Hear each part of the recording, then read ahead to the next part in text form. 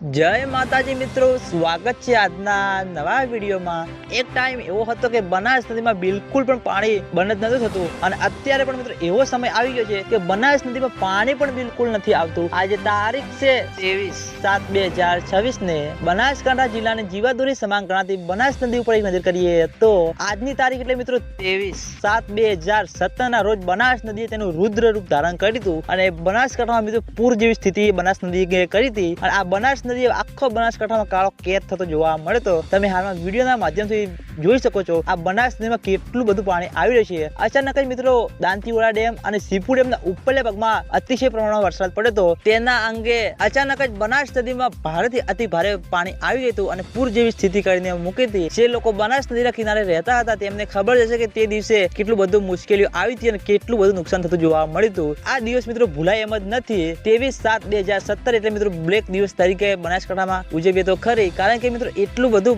પાણી આવ્યું હતું કે એ પાણી મિત્રો હજુ સુધી મિત્રો બનાસ નદીમાં આવ્યું નથી। એટલું બધું પાણી આવ્યું હતું, પૂર જેવી સ્થિતિ કરીને મૂકી હતી અને હવે ખેડૂત મિત્રોની આશા છે કે જેમ બને તેમ ઝડપી 2026 પણ મિત્રો બનાસ નદીમાં નવા નીર આવે। અને આજના વિડીયોમાં આટલું હતું। તમે બધા અમારી ચેનલ ઉપર નવા હોય તો વિડીયોને લાઈક કરી દેજો, કોમેન્ટ કરી દેજો અને ચેનલને સબસ્ક્રાઇબ પણ કરી દેજો। તો મિત્રો જય માતાજી।